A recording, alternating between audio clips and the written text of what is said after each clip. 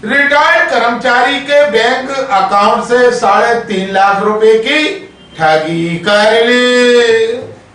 ग्वालियर में एक retired कोषालय officer कर्मचारी के साथ 3.5 लाख रुपए की ठगी का मामला सामने आया।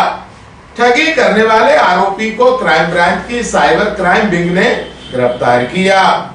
आरोपी ने रिटायर्ड ऑडिटर के बैंक खाते से फर्जीवाड़ा कर जीपीएफ का पैसा निकाला। दरअसल ग्वालियर के गेंडेवाड़ी सड़क पर रहने वाले कोषालय अधिकारी रिटायर्ड ऑडिटर ज्ञान सिंह यादव ने क्राइम ब्रांच में शिकायत की थी कि उनका एटीएम कार्ड घर पर था। इसके बाद भी उनके खाते से 3.5 लाख रुपए निकल गए। एफआईआर दर्ज कर साइबर क्राइम विंग ने जब जांच पड़ताल शुरू की तो पता लगा कि रिटायर्ड कर्मचारी की मोबाइल सिम बंद हो गई थी और उसकी बंद हुई सिम आशीष यादव को अलॉट हो गई। सिम का डाटा भी आशीष के पास पहुंच गया था।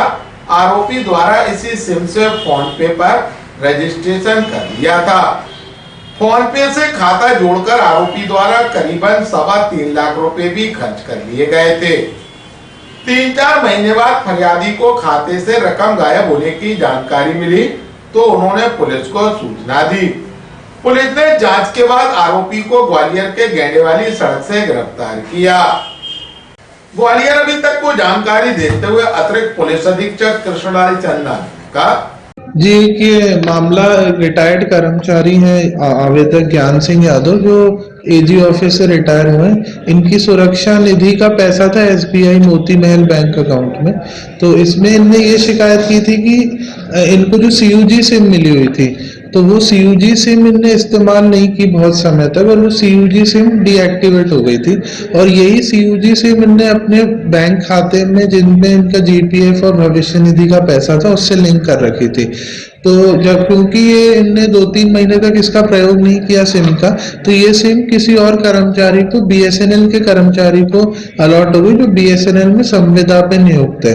तो उस कर्मचारी ने इस सिम का प्रयोग करते हुए फोन पे रजिस्ट्रेशन कर लिया इन्हीं के अकाउंट से, क्योंकि सिम इन्हीं के अकाउंट से जुड़ी हुई थी तो ओटीपी भी उसको मिल गया और उसने अपना फोन पे मतलब इनके खाते से जोड़ लिया। और जैसे ही उसने फोन पे जोड़ा तो फिर उसने इनके खाते से लगभग 3.25 लाख रुपए के आसपास खर्च कर दिया। और क्योंकि यही नंबर बैंक अकाउंट से जुड़ा था तो ओटीपी भी इनके पास आते थे तो इनको पता भी नहीं चला। फिर जब 3-4 महीने बाद इनने अपना बैंक का स्टेटमेंट निकाला, बैंक का ट्रांजैक्शन स्टेटमेंट निकाला तो इनको पता चला कि लगभग 3.25 लाख के आसपास की राशि उससे विड्रॉ हो गई है। और इनने फिर पुलिस पे कंप्लेंट की। फिर पुलिस ने आवेदन की संज्ञान में लेते हुए जांच की तो पुलिस ने जब पता किया कि कौन इसको यूज कर रहा था तो फिर उस कर्मचारी का नाम सामने आया और जब उस कर्मचारी की फिर टेक्निकल एनालिसिस की गई तो ये स्पष्ट हुआ कि उसने इनके साथ धोखाधड़ी करके लगभग 3.25 लाख रुपए का गबन किया। तो इसी के अंतर्गत जो है 66 आईटी एक्ट और 318(4) बीएनएस के अंतर्गत अपराध पंजीबद्ध किया गया।